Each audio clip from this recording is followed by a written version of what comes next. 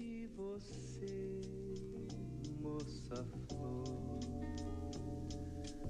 Bem te lembrei de você, moça flor. Bem te lembrei de você. Welcome. We are back. Another day in the market. Hope everybody's doing well. What's up, KTF, the guy? Zeke for Bleak, Eric. How's everybody doing? Say what's up in chat. If you're watching the stream, let me know you are in the chat. What's up, KT? I think I already said what's up, KTF. We got a lot to talk about tonight. We have a lot to talk about. Okay, I never have to do this for streams, but tonight I had to. So we're obviously going to be starting off with Bitcoin. Then we're going to be talking about the market. Then we're going to be talking about some other sectors of the market. I'll leave it like that for right now. Then we'll talk about CLOV, Lucid, XELA, Facebook, which had earnings today. We'll talk about Fisker, which was up 7% today. We have a lot to talk about. All right, so yeah. Let's just get started. Bitcoin up about 3% today. Remember, it kind of bounced off this 59.5k level twice. We were talking about that level as support when Bitcoin was like up over here. I was saying 59.5k is your support on Bitcoin. It came down to that level. It had two different kind of bullish pin bar candles off of that level in a row on the daily. And then you got a fall through candle today up 3.5%. So that's really it for Bitcoin. I would just like to see it hold above 59.5k. Your next resistance, well, you have previous all-time high around 65k, and then your current all-time high at like 67k. So those are your resistances. That's your support until we get more variables. That's really all I can do on Bitcoin for right now. In terms of the Dogecoin trade, it's looking good still. It's up 13% since the entry. Kind of above the neckline based on how I have it charted, but I mean, not too easy to chart, a neckline when you have these many candles up and down and whatnot. So that's really it for crypto right now. I don't even know what SHIB did. I mean, we looked at it last night. But yeah, I mean, we were talking about SHIB right over here. Technically, we were talking about it down here, but I didn't really have much of an opinion on it. I pretty much said back then I could see it going either way. Well, it definitely went one way, and then it turned into this triangle pattern, bullish pennant. It's a little bit large for a pennant, but yeah, we talked about it right when it was breaking out. I said it looked like it was breaking out, and then it put in a nice move after that. Kind of not much right now, but just bringing that up really quickly. Let's talk about the market. I really hope we have like 50 people in the stream at one point. There's just a lot of important things I want to talk about tonight, so hopefully we get a good show tonight. What's up, Barson, Cheddar Freeze, Laid Back, Lowy, Cheese, Big Nate, Scrooge is in the chat. How you doing? Big Nate, yeah, I'm feeling better. Definitely. I don't know. Last night I was just really tired. Oh yeah, the title of the stream, SPACs are back. We'll talk more about that later. I've done some light research today that I wanted to save for the stream. So, I mean, before we even really get into it, because I still want to talk about the overall market first. I mean, most of you might have not been here last November, last October, last December, before the FTM Discord was even created in January, when it was just literally the stream and my Twitter. That was all there was. But for some of you that were there, like, it was crazy. I mean, it's pretty much how everything started for me. SPACs were insane. Every single week there was something crazy. I think, not trying to pat myself on the back, but for those of you that were here back then, I think I did a pretty good job of covering the SPAC market back then, until it kind of topped out in mid-February. EVs were super hot. Today, don't even get me started on how well EVs did. We saw Tesla, we saw Fisker, we saw Lucid up 11%. Good day for that was literally the market. It was like SPACs, EVs, and then for a little bit, pot stocks. We had Tilray pop off, we had CGC, ACB, and then it kind of went into the end of January, and then we had the meme stocks. Kind of, I think it was like GameStop and AMC at first, and there was like, can't even remember the other, there was BlackBerry, there was a bunch of them, and then things kind of changed. But everything I just mentioned, all those different sectors I just talked about, I want you to keep them all in mind. Okay, I'm gonna get back to all of that, and yeah, I think you'll all be excited. But again, even with what I do have to say after we talk about the overall market, you know, it's only a couple of days of data I'm looking at. It could be overridden. Again, it's just data and probability. I don't know what's happening next for sure, but let's talk about the overall market first, right? Hit that like button if you didn't already, okay? If you're on the Discord, join the FTM Discord. I got FTM literally everywhere. It's on my hoodie. It's on my hat. It's on my mug, okay? Join the Discord. Now we're going to talk about the market. After that, we're going to talk about SPACs and some other stuff. Then we're going to talk about CLOV and Lucid and Fisker and a bunch of different things. All right, so let's get started with the overall market. Futures are pretty green right now. S&P futures are up 1/3%. NASDAQ futures are up 0.5%. Russell futures are up 1/3% almost. Green currently after just rallying and rallying and rallying for the S&P 500. Remember, I talked about first at the 786 the potential for a bearish cipher did not work. Then I talked about the potential for a bearish shark at the 886, didn't work. You still could have a bearish shark at the 1.13 now, which will be, we talked about this last night on stream, around 458 for the SPIRE, 4582 for the S&P 500 index. Okay, so you still have a potential bearish harmonic, but you've already kind of blown right through the 786 PCZ, the 886 PCZ. So we'll see. I mean, the one thing about this 1.13 PCZ is it also kind of lines up with the B to D 1618 extension roughly. I think you're actually at that right now. Yeah, you're pretty much at the 1618 from B to D right now. So still in a little bit of an area for a bearish harmonic. You really haven't had any of that play out. I did lose money. Not a fun amount to lose last week on SPY puts, playing the cipher and the shark. Neither of them worked. Then we got a little bit of like a quick fall on Friday morning, but that was like literally it. But yeah, again, we've been going straight up since down over here on the 13th. Go back to the stream, I was super bullish, and it's been honestly an even better rally than I expected, or at least a quicker rally than what I had expected back on that day. So where are we at right now? I think your current support for the SPY is around let me go to the actual SPY. It's around 451. Yeah, you could see 451 if we go to lower time frames. It was like the low. Let me just delete this for a second. It was low on this candle, low on this candle, and low on Friday. So 451 is the clearest support I see on the SPY right now. Of course, you have a bunch of gap fills. In terms of resistance, you have that harmonic resistance. Okay, this 458 level pretty much. And if you break above that, then you could probably look for the 1272 next. And the way you would find the 1272 for the S&P 500, you go from the previous swing high down to the swing low, you'd extend it out, and your 1272 is 462 roughly. So that would be what comes after 458.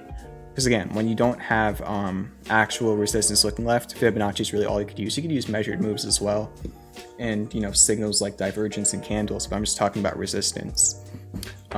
So that's the S&P 500. Pretty simple, to the point. It's just been on autopilot, kind of like how we were over here.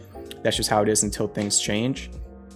NASDAQ still kind of around the PCZ of a bearish shark. So again, you got the large cap indices around PCZs of almost 2-month long harmonic patterns, and they're pretty close to overbought on the 4 hours. So large cap indices, there are bearish arguments. However, there have been bearish arguments for the past week that I have brought up and that have just not played out. So it's just a question of, you know, how much true strength is behind the market right now in terms of large caps. But apart from large caps, we can talk about small caps, mid caps. First off, with mid cap growth stocks, roughly the ARK ETF, we talked about this I think last night. The cup and handle, to me it looks like the ARK is breaking out of that cup and handle.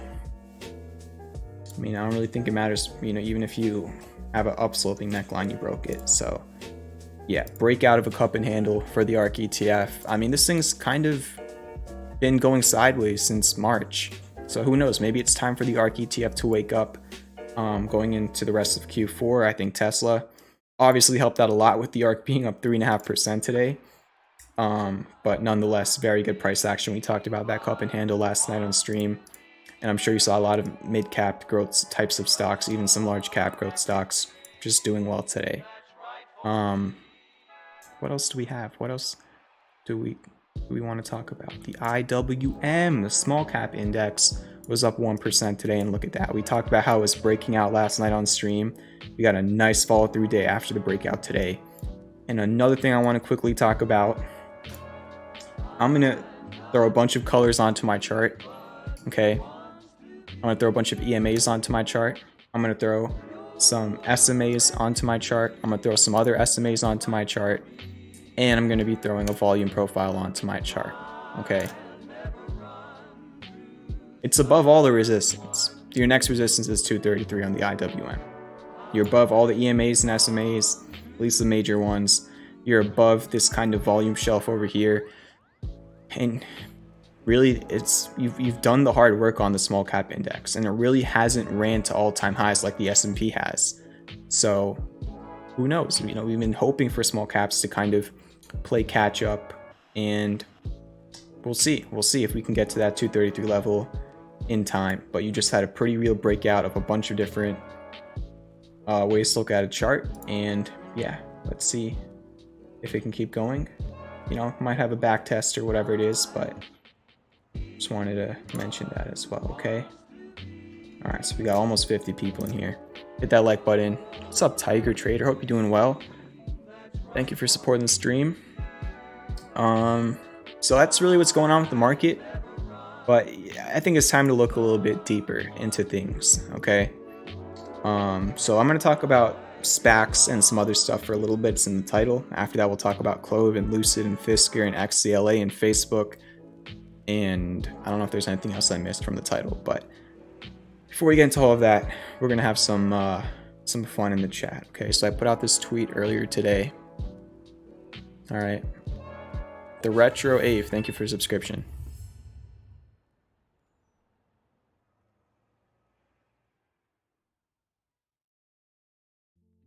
All right, I put out this tweet earlier today. I've gotten a lot of questions about it. I hinted at a little bit a couple hours later on Twitter, but said, I have a feeling that a lot of people are going to get exactly what they've waited months for. That's it. All right, pretty vague tweet, kind of weird, I guess. But I wanted to, like I said, I want to say it for the stream. I say this all the time. I think all of us have done a really good job creating a great resource. We have the Discord, there's Premium, there's a course on my channel, there's the Twitter, there's all the education that all the other analysts and mods in Discord provide. But I really like think that this stream is like the most, it's kind of where everything kind of intersects. Like I try and really make everything geared towards the stream. Like this is my number one asset. This live stream, this YouTube channel, because of all of you, is my number one asset. So I want to save like the cool stuff to talk about for the stream. So let me ask all of you, what is this tweet about? All right. Let me just put it like this. It's not about a specific stock. All right. How do I put this? It's kind of a combination of a lot of different variables. Okay. So I was just talking about how the IWM, the small cap index, was breaking out. Okay. So that's one variable. Obviously, SPACs are back is in the title of the stream. That's another variable. Certain charts like Tesla and Lucid and FSR, are making nice moves. So kind of combine all of that. What could this tweet be about? I really want to see if somebody in the chat can answer this. It's a one-word answer, and it pretty much is just a combination of all those things I've been talking about. Okay, the type of market we saw with pot stocks and EVs and SPACs back in November, December, January of last year. Okay, big bad Brad, you're very close. I'm just looking for one word though. KTF says hyperinflation is not that, but I'm looking for one word. Okay, somebody has to get this. I just made it really obvious. I hope I did. It's just one word about what we could be seeing, or what we are seeing in the market right now. What has returned to the market? Puka Bird says it's the vibes. That too. Bubble, not bubble. Not juice, not moon time, not bull. I mean, all those things could be right. I'm looking for all of you to give me the one word I'm looking for. Bullish rally. Okay, there we go. All right, I see the answer in the chat. Okay, somebody got it. Okay. Let's see if we can get a couple more people to answer the answer. Well, we got one. All right, I'm proud. I'm gonna shout out the person who said it first, but I'll see if there's other people.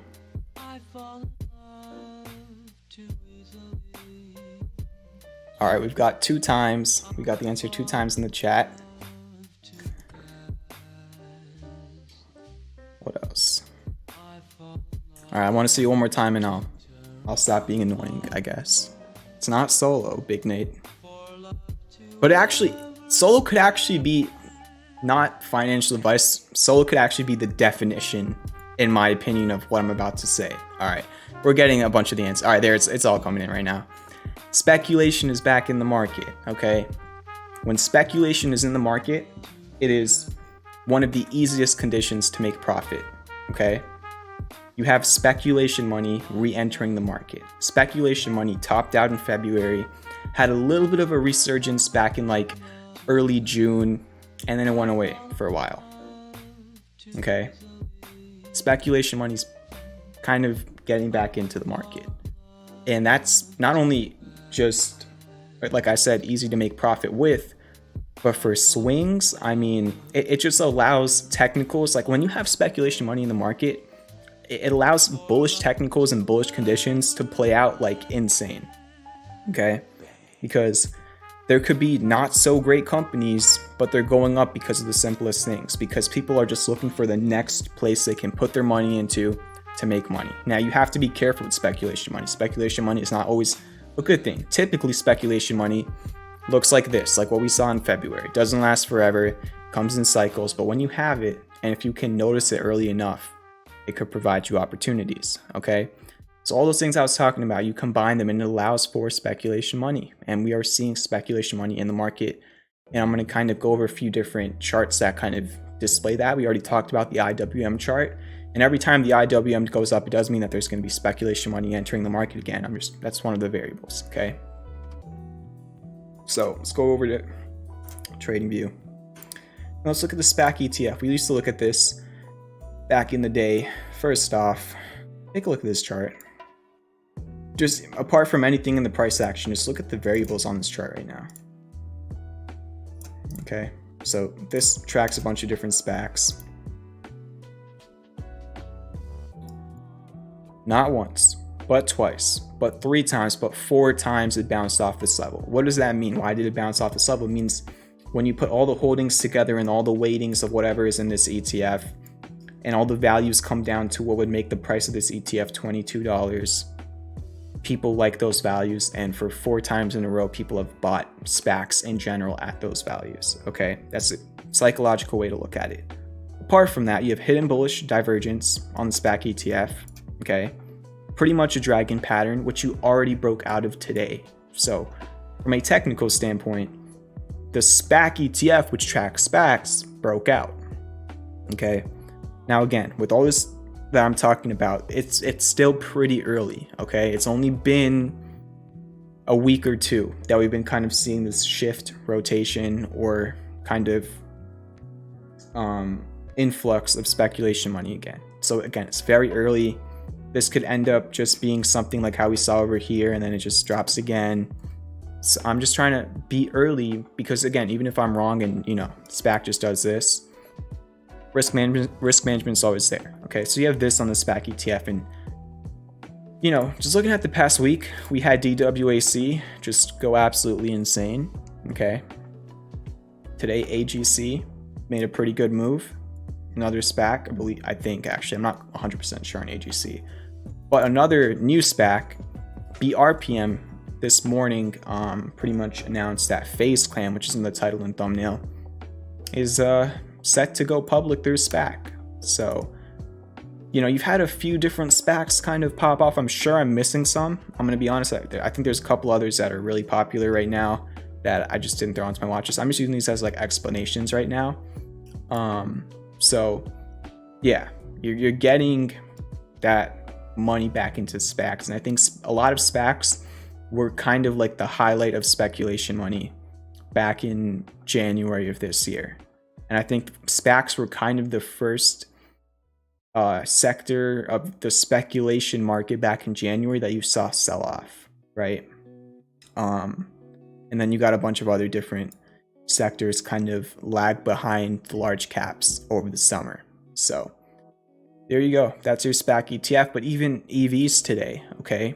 EVs in general is still a speculative industry. Apart from Tesla, it's still a speculative industry. Okay, there's a lot of companies that have big promises but have not technically delivered what they aim to deliver just yet. Okay, there's a lot of EV companies that will fail. It's a speculative industry for right now. Okay, doesn't mean it's going to fail. It just means there's a lot of speculation in it because we haven't really seen the industry fully show itself yet. Okay, but you had Tesla, and again, Tesla's Tesla. I'll put Tesla apart from the other EV stocks. It's the most proven EV stock currently. And so Tesla kind of led the way, and yeah, Tesla made a huge move today, all-time highs. We talked about this. We talked about Tesla at the 200-day moving average down at $650, kind of on lower time frames, look like Wyckoff accumulation. We talked about it back in July. Also, we talked about literally when Tesla was breaking over 780, how important of a level it was. It was a high on April 14th, below on January 29th. It broke that level, it went to the next level, it broke the next level, and it went higher. So we had Tesla. Then what else do we see? We saw Lucid go up 11% today, okay? And we saw Fisker go up 7% today, okay? So now we're seeing EVs start to kind of move. Even NIO was up 6% today, okay? So just bringing up a few points, a few different things I'm watching right now. You could see speculation money entering the market. Whether you want to perceive that as good or bad, for right now, for a lot of different stocks, it's good, okay? And that's really what I'm kind of focusing on right now. I mean, I'll tell all of you right now, IPOD is one ticker I'll be watching tomorrow and the day after. You could see this increase in volume. It's also had its highest candle close since June. So IPOD is one SPAC that I am keeping an eye on right now. I don't have any money in IPOD for right now, but I'm watching it. Okay, there's a couple others. Maybe I'll talk more about them on stream later this week. But you could see a shift. And a lot of stocks that have literally done nothing since February, a lot of them are starting to kind of wake up. And with increases in volume that are above average for a 1 week period. Okay, that's it. It's not super complicated. I did a couple other, how do I even word it? I don't know. I looked at a couple other things for my research. I'll talk more about this as time goes on, if more variables start confirming. Again, this is all very, very early. SPACs are back is in the title, but I don't know for sure. Let's kind of say SPACs might be back for right now because they've been selling off and doing nothing for a long, long time. It takes at least a few weeks of confirmation and higher lows to start getting a better idea. But hey, we'll see. Okay, so futures are going even higher, which is good throughout the stream. Let's talk about CLOV now. Then we're gonna talk about CLOV. Then we're gonna talk about Fisker. Then we're gonna talk about the other 3 ongoing trades that are non-premium, and then we'll talk about Lucid, XELA, and Facebook. So let's start off with CLOV. Flat day today. Went down to 742 in the open, the notorious morning flush for CLOV. Bounced back up to about 760, closed at 755. Daily is not really much of any signal. You don't really have any important candles right now. You are losing positive momentum on the MACD. Hasn't gone tread yet. Even if it does go tread, there is no bearish divergence. It's just kind of following the price right now. Lower time frames though, we kind of talked about this last night on CLOV. There was a potential, and there still is a potential for hidden bullish divergence. You have your first level of waning negative momentum on the 4-hour chart. Also, we talked about this 4-hour bullish pin bar last night on stream. Well, the follow-up candle to that was a bullish engulfing candle. So that was nice to see. So 4-hour chart, you got some nice candles over here, potential divergence, nothing too crazy. And then on the 1-hour chart, you have a bullish Gartley, okay? And you're starting to curl at the PCZ again. Still always possible for it to double bottom at the PCZ. Also, still possible for it to just drop and this does nothing. Anything's possible. But you have those variables. And on the 30-minute chart, not perfect. You're not at a 78% retrace from X to B. Also, some people only go up to the 1272 on butterflies. I use the 1618. I've even used the 2618 on butterflies, and I've seen them play out beautifully. So scuffed butterfly on the 30-minute chart, just another way to view the price action. But you can see, regardless of any harmonics or whatever, just do this. Okay, just do this. Went down to a golden ratio, bounced at it. So even if you take out the harmonic, you still have interesting variables there. Okay, and that's CLOV. You know, that's really, if your 1 and your 4 hour time frames are showing bullish variables, hopefully it can hold above 737. If not, there is room back down to 711, and resistance is 785.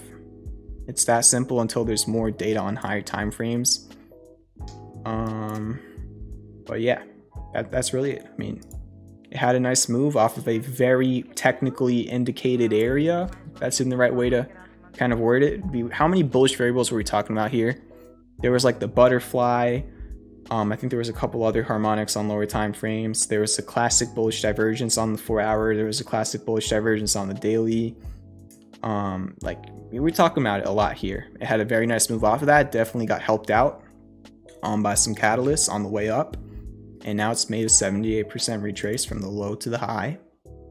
Off the 78% retrace to put in a bullish pin bar, bullish engulfing candle. Now there's potential hidden bullish divergence. A higher low would be nice to see, but still needs more confirmation. So that's my thoughts on CLOV for right now. All right, let's talk about FSR. FSR, I did say this last week, and it did technically break out last week above the important level, but it didn't really hold it. So FSR is once again broken out. Will the breakout stand on FSR? We'll see, but you could see volume is slowly inclining. But you definitely are back above 1450. You have your highest candle close since like the end of September. 4 hour chart. We were actually talking about this last night, how it was looking like at first it looked like it broke this triangle to the upside, like right over here.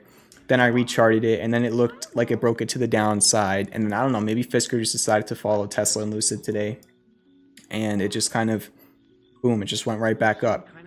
And now it's kind of above the triangle apex, and it's also back above 1450 with the highest candle close. Even on the 1 hour, it kind of looks like a double bottom. If you look at it like this, one bottom, second bottom. So yeah, it was kind of needed based on how it was looking before today. So today definitely helped out technicals a bunch. Your MACD went back over to green on the 4 hour. Daily MACD also went back over to green. Good stuff. Next resistance is around 1586. Support is 1450, 14, 1350. Kind of, there's like 50-cent increments of support to the downside if this breakout can't hold. Remember, breakout is not a 100% certainty that the price is going to keep going up. A breakout's a breakout. It gives you a probability, but not a certainty. Okay. So that is FSR.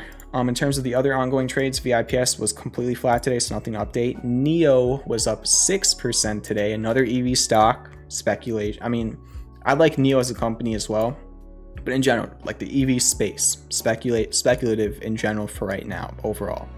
There you go. NEO, highest candle close since I think August 12th. Broke above this 40.62 resistance. There's really no resistance until the first target of the swing. NEO is currently up 16% since the entry, and yeah, hopefully we can just keep going. Trip was up 1% today. It did have that bullish hammer we talked about yesterday, and it also did have a bullish engulfing candle today. Hopefully these candle patterns can kind of save the swing for right now, but FSR and NEO are doing pretty well. I think FSR is also up 14%, so good stuff there. And let's talk about a couple other things. Lucid, I put out a tweet earlier, like literally like I think like right over here or over here, showing this cup and handle, the hidden bullish divergence, saying it looks like it could be make a move to 28 as long as 22 held, and it's pretty close to 28. Went up to 27.40 today. If Lucid can get above 28 and hold above this $28 to $30 range in general, if Lucid can sustain price action above 30, there's not a lot of resistance above that. That's been the resistance since March. If Lucid can seriously finally break out of this resistance, with all the speculative steam in the market right now, I'm just saying it right now, like, don't be surprised if you see Lucid 30s, 40s once again, if it can truly confirm a break of that range. Just because once you break above that, it's a very clear resistance that any trader can spot.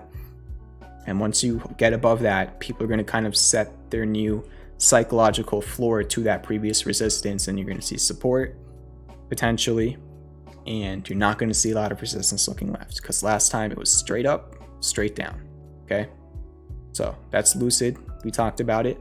Another stock we talked about on the stream was XELA, which was up 51% today. I did mention this on the stream. It was in a falling wedge. There was classic bullish divergence, but at the time I was saying there is a gap fill though. So despite the bullish variables, there still is that lingering gap fill. I'm not too comfortable with putting out a swing while there's a gap fill right under it.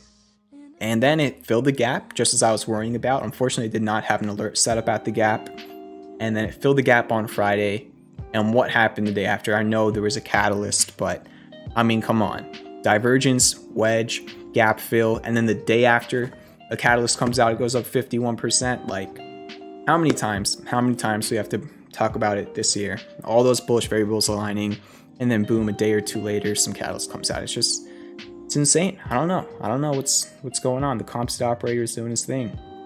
But that was interesting to see. Another ticker we talked about earlier in the month. I always try and give away these tickers on stream. I don't know. I feel like there's a lot of people in the Discord and on Twitter that just don't watch the stream. Sucks to be them. That's all I'm gonna say. But pay attention. Okay, not every single ticker I look at on the stream is something I'm trying to bring up. Like, sometimes I just look at random charts, but just pay attention sometimes, you know. Facebook had earnings today, and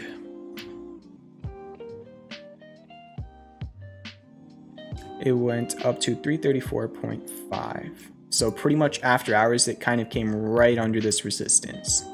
Okay, this resistance was a low from like the end of July, and it was a resistance in the beginning of this month. So Facebook will be testing this tomorrow. I think if Facebook breaks above 335.62, it'll fill the gap at 338 roughly. Breaks above that, then I think it's all the way up back to 350. If it can't break that resistance tomorrow, you got this area of support. Pretty much you have your 200-day moving average here, where you had a bullish pin bar, where you had the low of today off of, and a previous high. So like, these are levels on Facebook. You break above this resistance, you're off to whatever. Can't break it, this is your first support zone, kind of like 315 to 320. Break under 315 on Facebook, I think it's headed down to 300 from this high and this low. Also bullish engulfing candle today prior to earnings. I haven't seen what the earnings looked like, but hey, you've bounced off the same exact area, the 200-day moving average, twice in a row after breaking out of a wedge. Technicals are pretty nice right now for Facebook. Just have to see how earnings are reacted to in the next few days. But Facebook is, I'm keeping an eye on Facebook. Just put it like that. And yeah, we covered a lot. Futures still going higher. Hang Seng index is flat right now. Evergrande's not moving right now. US 10-year still testing this resistance, which was a low from 2015. The dollar still just going sideways off the cup and handle back test. Gold, look at that. We talked about it breaking the supply line. Nice push over the 200-day moving average and the supply line. And yeah, speculation money could be back.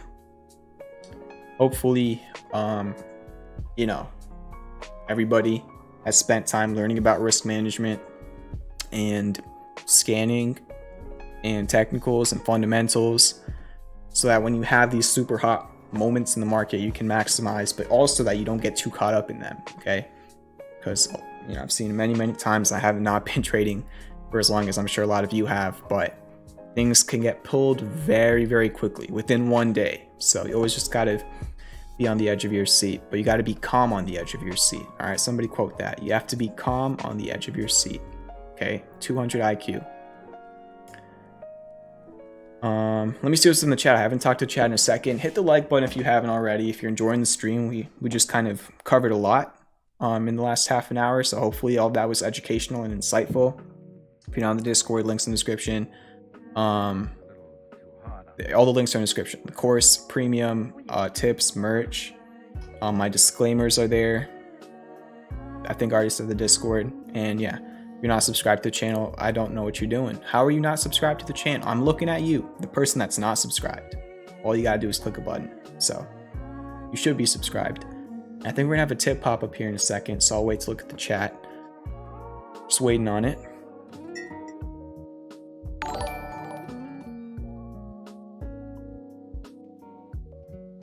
Stack the margins with a $25 Canadian dollar tip.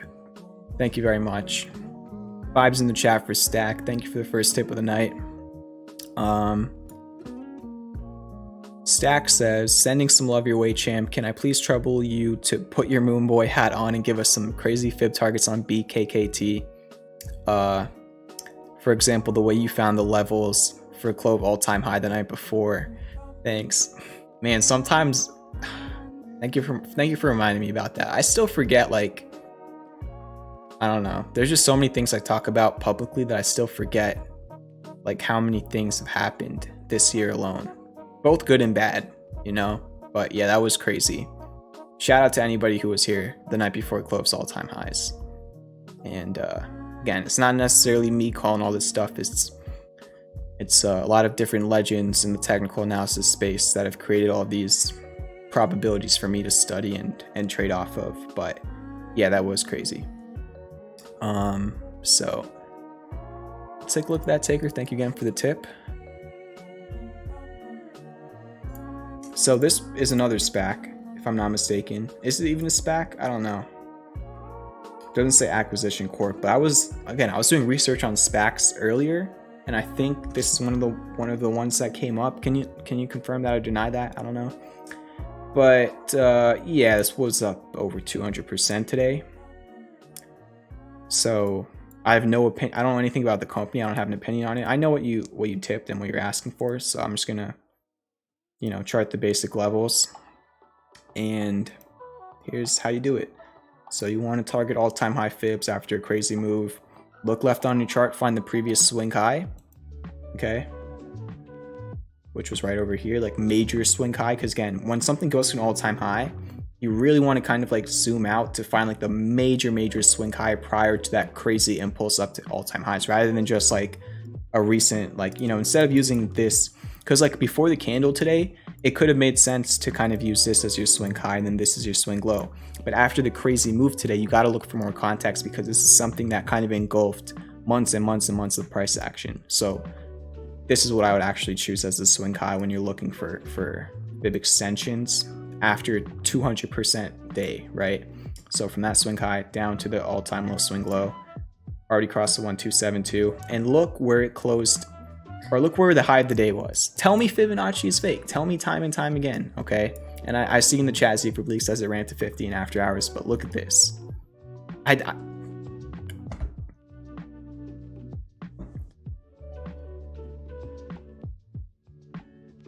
And definitely there is the self-fulfilling prophecy. There is people who charted this on their charts and had limit sells at that level 100%, because they know what they're doing, and congrats to them. Of course, it went higher after hours, but in terms of the daily candle on market hours, like this is like whenever people just want to, it's like I get offended when people talk bad about technicals, because then you see stuff like this.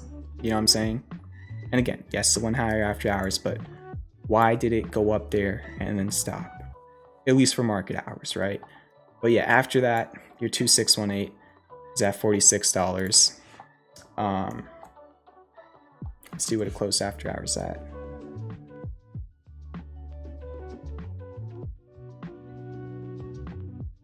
$52.33, so it kind of went up to right around over here. 3618 is around $60, and then the 4236 is around $69. Those are your Fibonacci extensions. But yeah, all the people saying all this is fake, again, it doesn't work 100% of the time, but you cannot tell me it's fake when you look at stuff like this. You know what I'm saying? And then back to what the other message earlier for people who weren't here for CLOV all-time highs. Okay, how did I do it? Oh no, it was this one. Sorry. Yep, TA is fake. It's fake. It's fake. There's no way I could have said the night before all-time highs without the resistance. Oh wait, I did. Because of me clicking 2 buttons on a mouse and dragging out Fibonacci lines. So yeah, for anybody who was here back then, that was crazy. It hit the final Fibonacci extension and topped out there. It's wild. But yeah, hopefully that helped. Thank you again for the tip. And cool to see Fibonacci doing Fibonacci. So yeah, I still don't think I've read the chat, so let me see what's up in the chat. Yeah.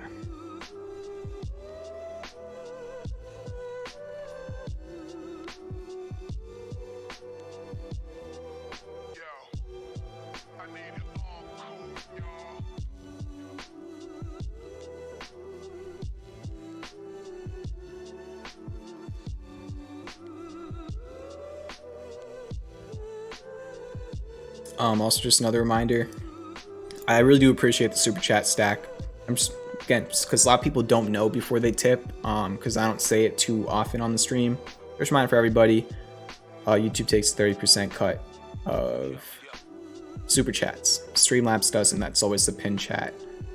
If you ever do want to tip, I mean, again, it's up to you. If you want to pay YouTube, pay YouTube. They are facilitating the stream, to be fair. But yeah, let me see what's up in the chat. I just kind of just talked nonstop. What's up, Tiger, again? Yeah, I saw your chat earlier. Appreciate you watching the stream. Hope you're doing well. Alright. So I miss a lot of chats. Let me kind of scroll through everything and see what's up with everybody.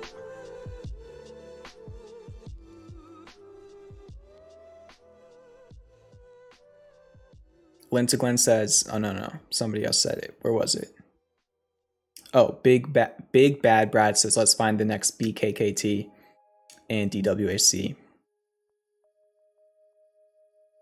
I spent some time after hours looking through a few SPACs. Got a few on the watch list. I already talked about IPOD for a little bit. Volume's growing, had its highest close since June. Talked about IPOD. I'm still looking at a couple others. I just don't know a lot about them yet, but I'm always looking around. I don't think a lot of people understand like how much time I actually put into scanning and looking at different companies and charts and balance sheets. Like, I do that stuff. Honestly, I don't look at balance sheets all the time. I'm gonna be completely honest, but there's a lot of off-stream stuff that comes into things I talk about publicly. But I just want to make it simple for all of you. I do the hard work. What else?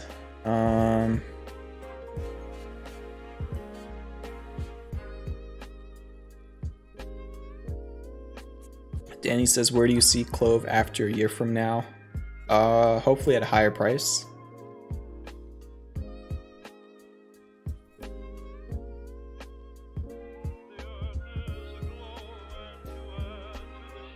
Your blind spot says, is Snap a buy it? I want to go long on it. You can do whatever you want. I think it's an overreaction, but also at the same time, personally, I don't see a technical edge. All right, so I'm not in Snap right now. I actually lost some money on Snap on Friday trading lottos. But I think it's an overreaction, but I don't think other people think the same thing, if that makes sense. So not only as a trader do you have to have your own opinions, but you also have to kind of have an opinion or have an idea of what other people's opinions might be like, because in hindsight or in truth, your opinions don't matter to the market, right? Everybody's collective opinion is what matters the most. But it just gapped down. There's really no bullish or bearish technical edge until there's more data on Snap. From a fundamental standpoint, that's completely up to you. I can see it going either way short term.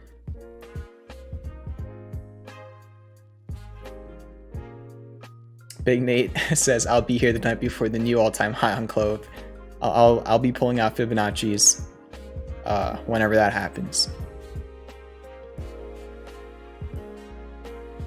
That used to be VIH. I did not know that. Thank you.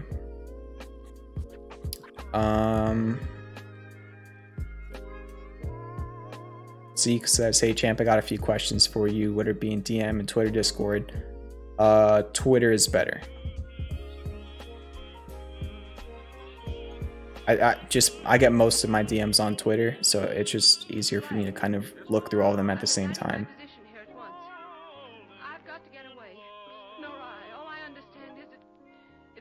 Lodix, we can take a look at CLF. Yeah, I'm gonna look at that chart. I don't know if you're a premium member or not, but we'll look at it. What's the matter? What? Speak up, child. Oh, and yeah, if it's like a just like a general, I thought you meant you have like, I don't know, a question about premium or just something else. But yeah, if it's just like a chart question or like a stock type question, then just dropping it somewhere in the Discord is probably the best place. But if it's like a direct question to me, then yeah, Twitter DM. All right, so CLF, LODIX, I'm not exactly sure how to pronounce that, but it says, hey, thoughts on CLF after run. They did well on earnings. This was a premium swing. It was alerted to premium members at $19.90.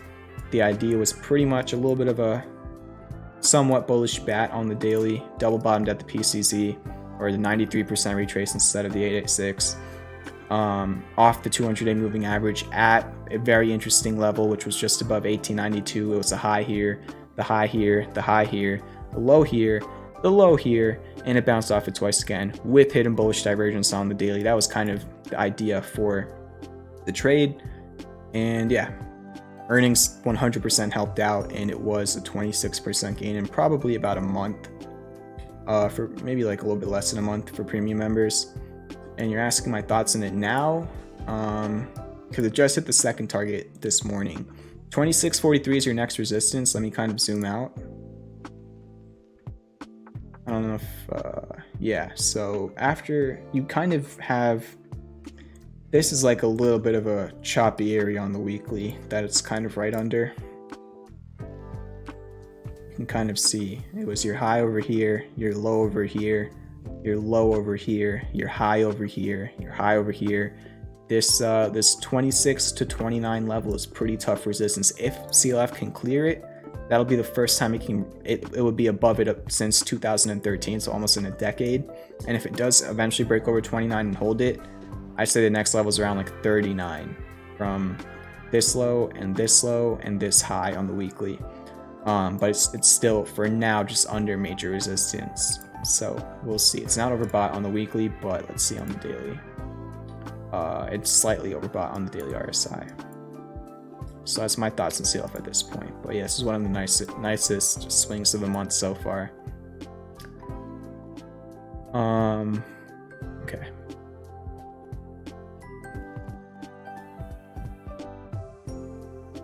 Thank you everybody for the 50 likes.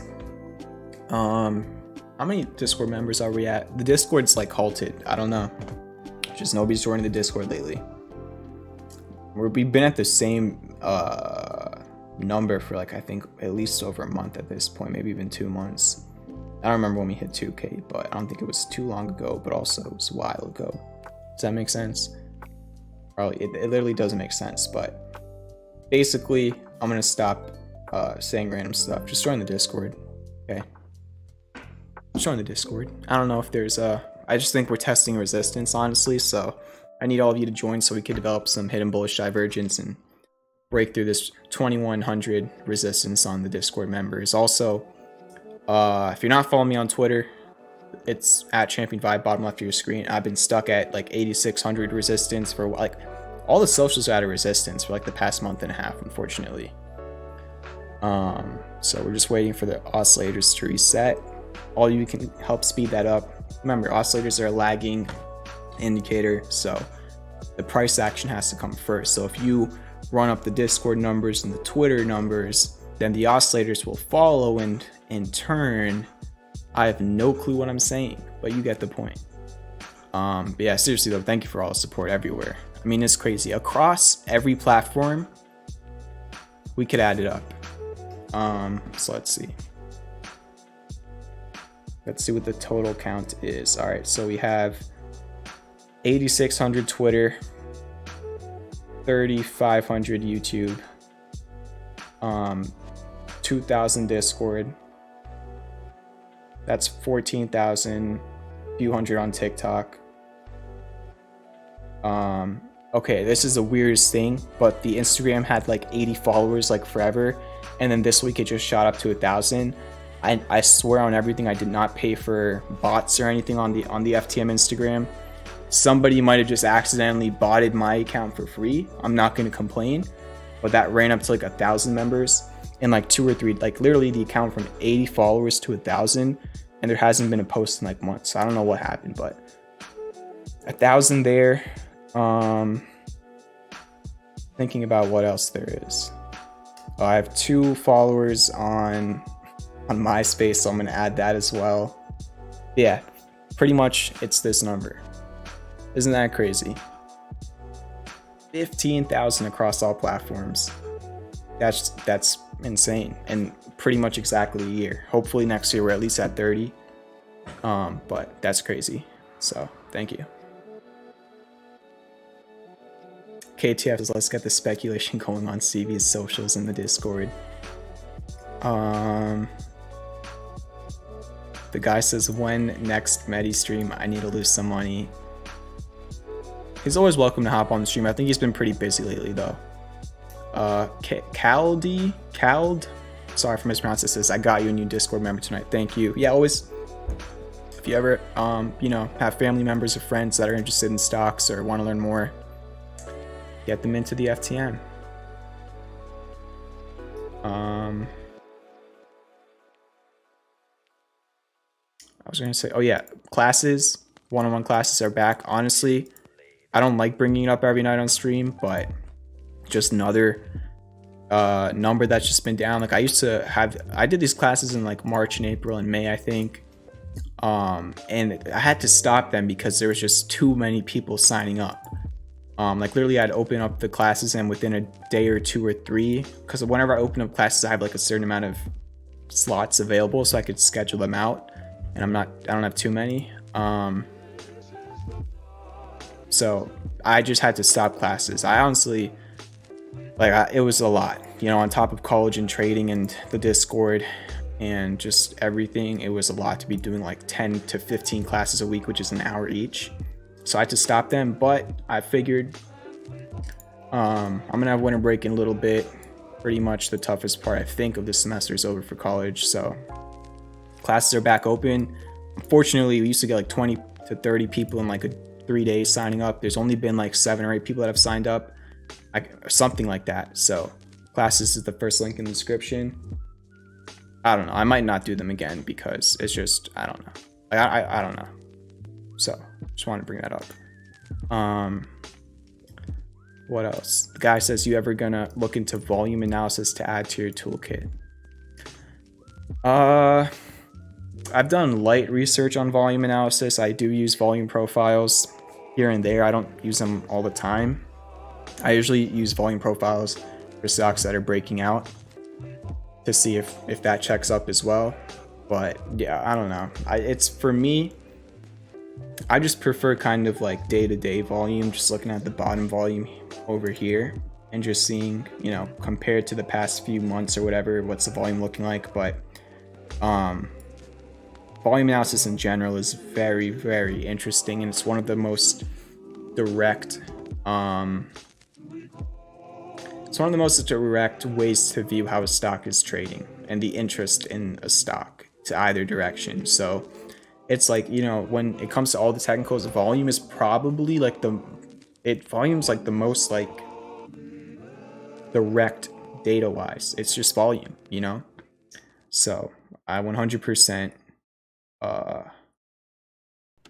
back all the research that's been done. Well, no, I don't know all the research, so I can't say that, but I respect volume analysis a lot. I just don't use it a lot. I think it helps out a lot more for like like long-term technicals, like potentially even longer than swings.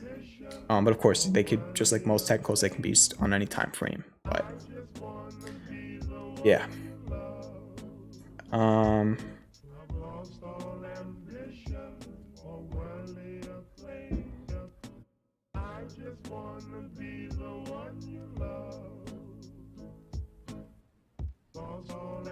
Gold Miner says, I'm so excited about the class coming. You did answer me about the class. There's one other person I messaged, but they didn't message me back to schedule a class. But yeah, I'll be talking to you this week, Gold Miner. Looking forward to that.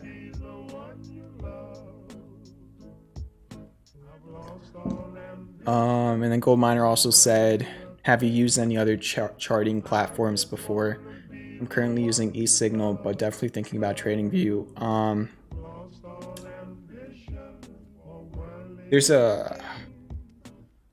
Alright, so I've used Thinkorswim. TradingView is obviously the one I've used since like day one. It's the one I've used the most by far.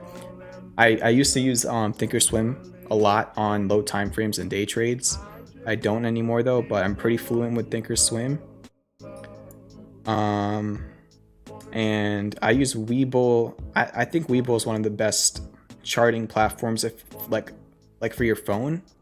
So whenever I can't go on my laptop, I use Webull quite a bit on my phone. So I like Webull on the phone. I think Thinkorswim is good, but it's not as good as TradingView. I've tried out TrendSpider. I respect what they're doing. I just again prefer TradingView. And I think there's like one other I can't remember I tried out. But yeah, I've tried out probably 4 or 5. And TradingView definitely is on top. I even had an offer for a sponsorship from another charting platform, but it just wasn't a good platform, so I'm not going to bring it up. I've rejected and again, I'm just being completely honest. I've not really gotten any crazy sponsorship offers, but I've gotten 7 or 8 pretty interesting ones, and I've rejected every single one.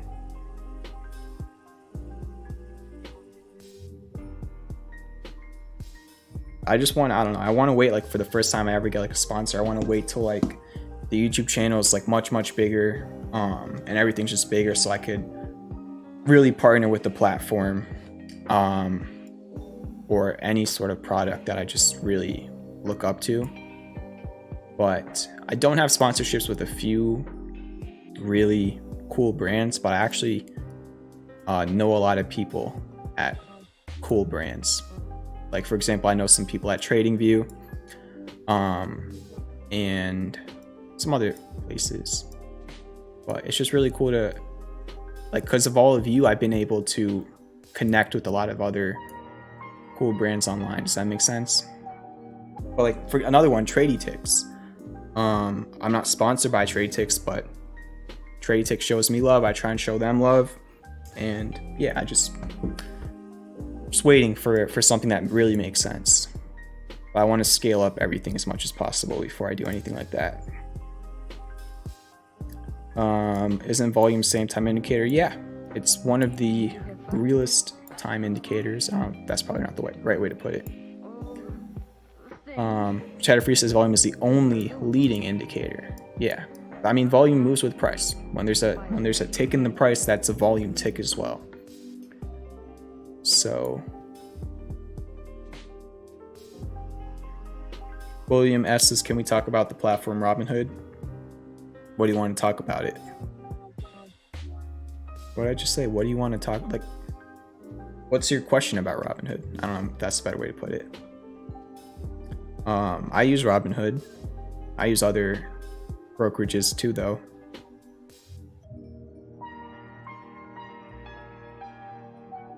Futures pull back a little bit. The guy says, people at Solo. I want to say something funny, but I don't even think I can say that. So no, I don't. You want to talk about the stock? I thought you meant the actual app or whatever. Thoughts on Robinhood earnings tomorrow? I have no clue how that goes. You know, no, not really. I mean, technicals can give you a nice context going into earnings, like if they're good or bad, what the next levels could be. But the earnings in general should make the decision on, you know, the price action in the short term.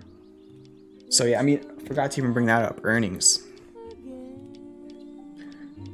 Huge earnings week. So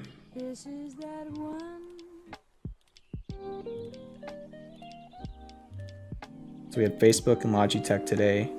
Tomorrow we have UPS, 3M, JetBlue, Waste Management, AMD, Microsoft, Alphabet, Visa, Twitter, Robinhood, Texas Instruments, and QuantumScape. Wednesday we have Boeing, Ford, Coca-Cola, McDonald's, GM, Teladoc, Twilio, Spotify, eBay, Upwork, Six Flags.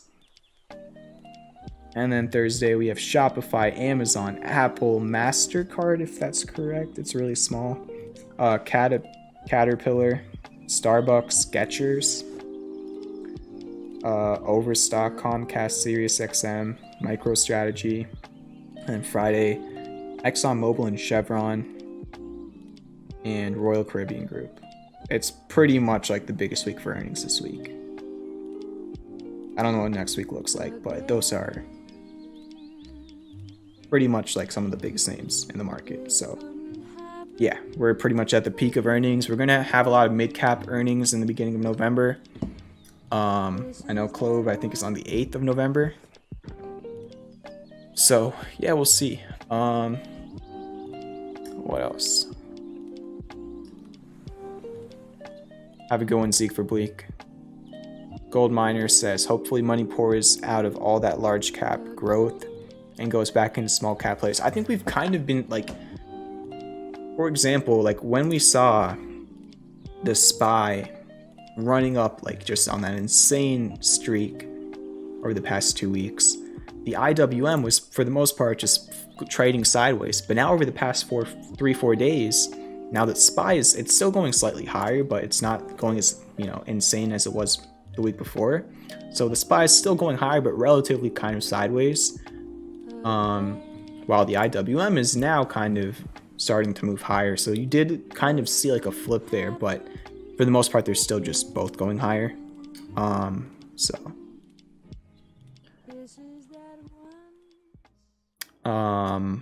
Yeah, we could do a few ticker requests. Drop it in the chat. Remember, if you ever, you know, if you don't have time to wait until I say that, because I know even recently I haven't done ticker requests on some streams. I'm just tired all the time. You could always just tip $3 at any point in the stream, and I'll look at a ticker for you. Just another reminder for new people here. I think Boeing has earnings tomorrow, so did it say that on the earnings calendar? I think I saw somebody in Discord talking about it.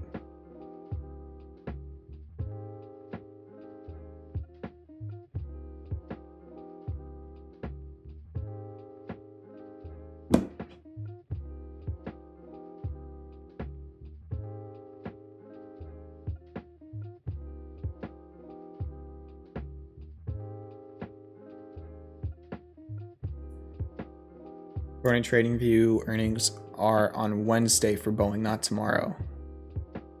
That was you. Okay. These are your levels. They're already charted out. Apart from the levels on Boeing, I don't really see any technical variables. Maybe a cipher.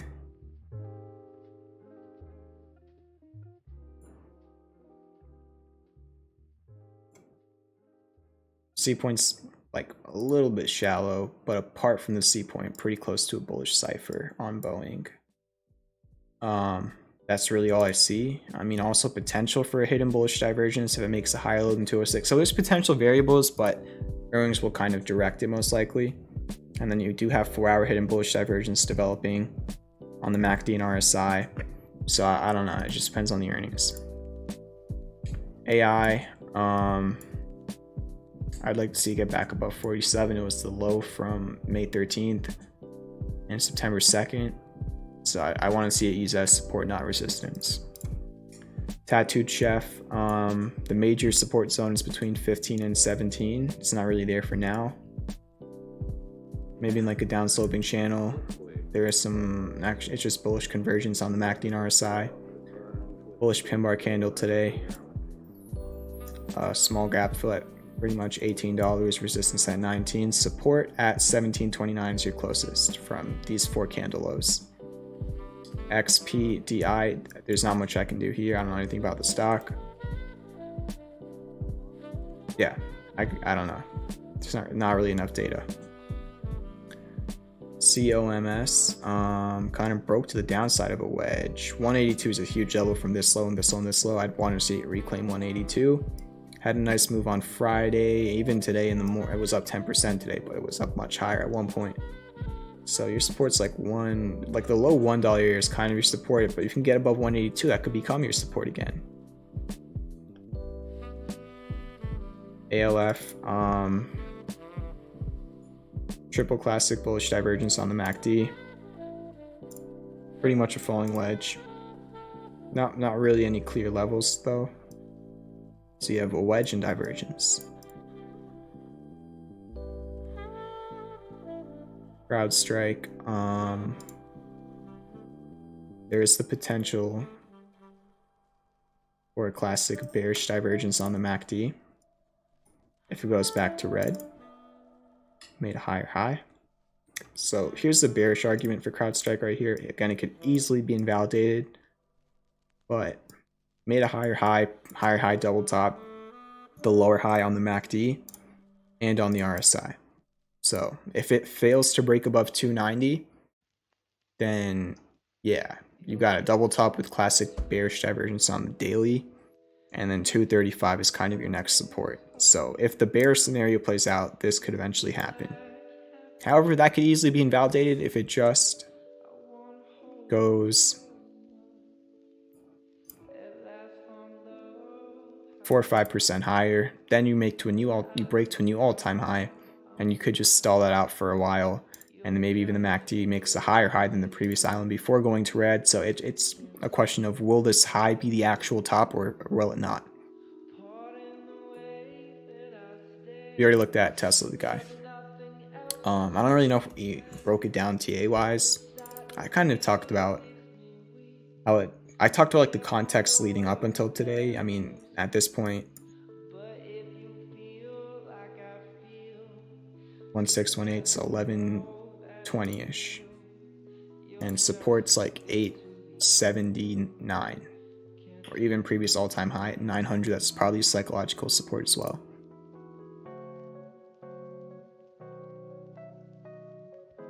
Yeah, keep hitting that like button if you didn't already. Hit the subscribe button if you didn't. Join the Discord. If you want to sign up for a one-on-one class, links in the description. Premium, link is in the description. Merch, it's in the description. Everything's in the description.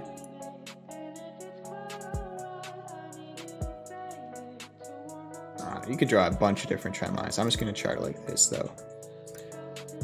PROG, I'd probably use this. You have 1, 2, 3 touches using this trend line. I don't know if I'd actually make it a pattern. Probably be more clear on the weekly, but I like the rounding action on PROG. At the same time though, it is overbought on the RSI, and from the August low, it's up about 365%, which is not always a bad thing. That just, for now it shows that there's strength, but the question is until when. I have the levels already charted out for you. I'll chart a couple more levels. And this is your chart for PROG.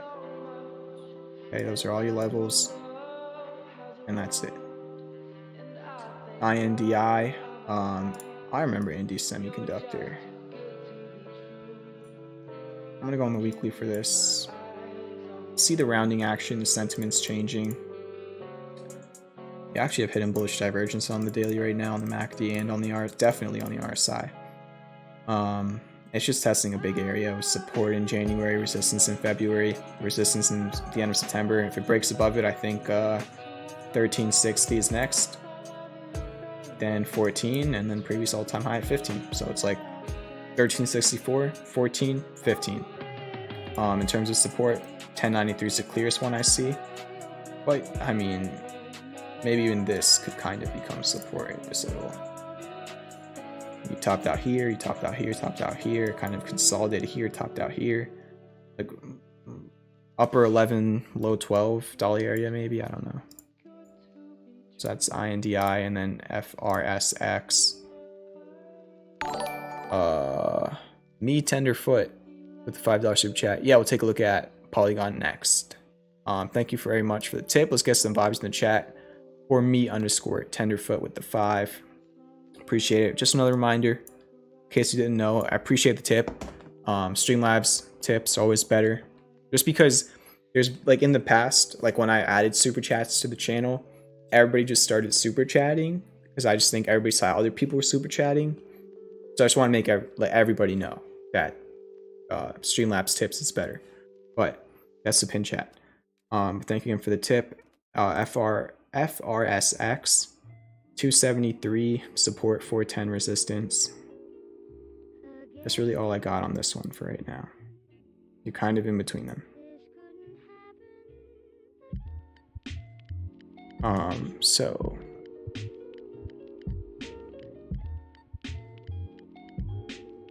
is it this one? Is it Matic or is it? I think it's this one. Yeah, it's Polygon.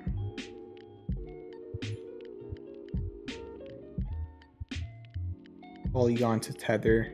I think it's this one. This is a chart you wanted. If it's not, just let me know in the chat. But let's see if I can find a better one.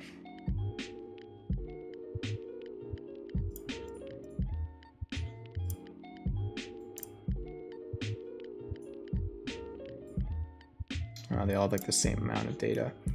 All right. Let's use Bitrex.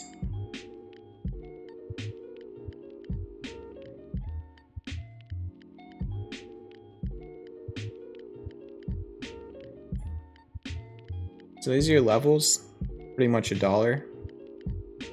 Support in August, support in the end of September. Then you have 172, which you're trying to break above right now.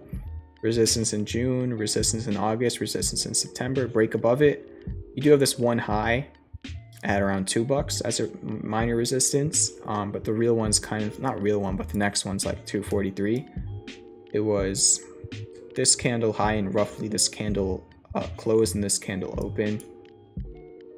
And I like the higher lows. I don't know if I call this like an inverse head and shoulders, maybe on lower time frames.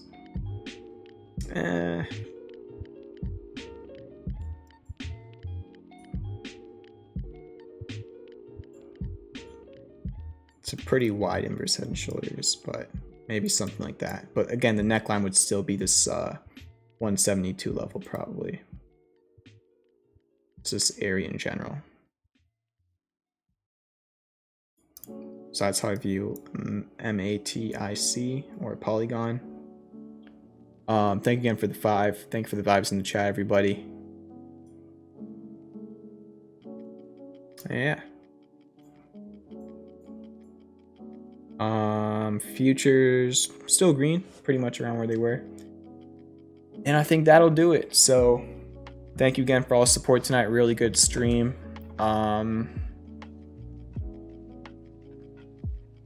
We'll see if this the speculation money can kind of stay in the market. It's there for now, but the question is for how long? Can it be sustained like we saw in November, December, January a year ago?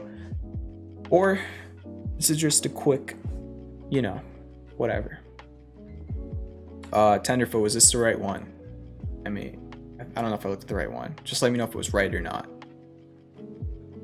You said Matic, because I'm seeing Matic and Polygon like together. I don't know if like one of them's like the ticker, the other one's the name, or if they're two separate things. Polygon to USD. So Polygon to USD.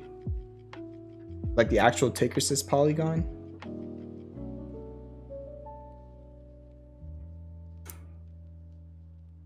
I'm seeing Matic like everywhere. I don't know.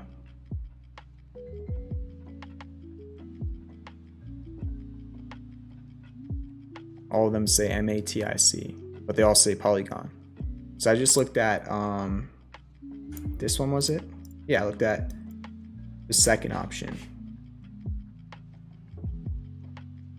which said Polygon to US dollar.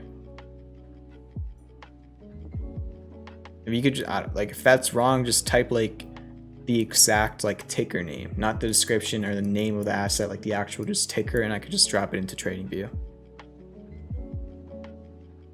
If that's wrong.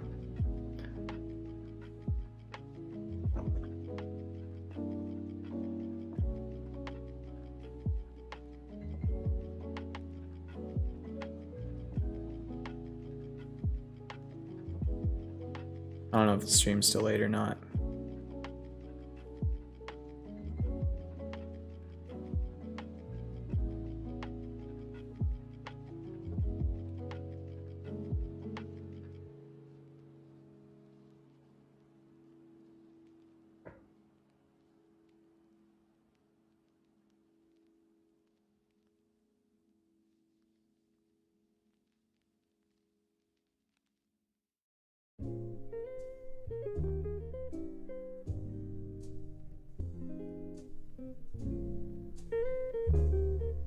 Oh, that was good. I think it, I don't know, maybe the stream's delayed.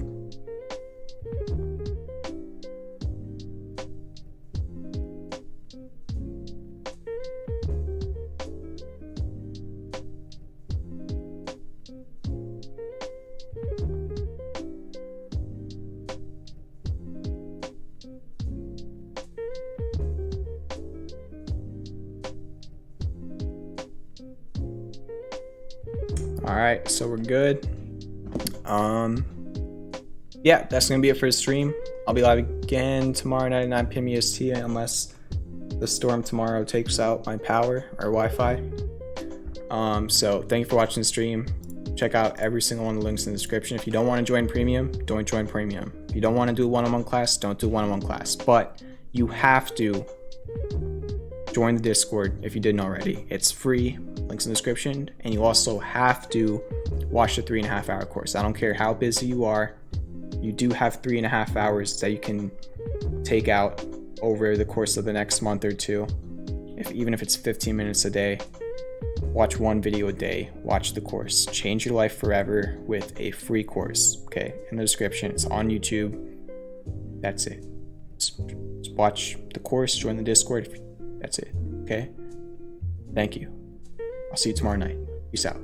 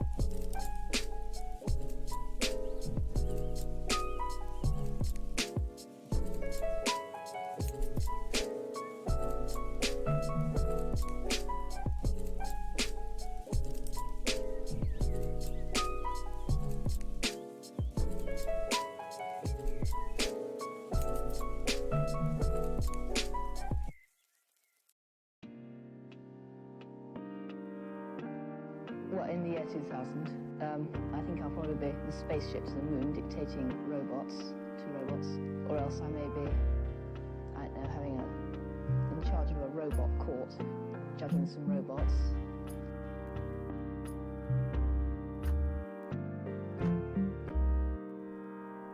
Or I may be at the funeral of a computer.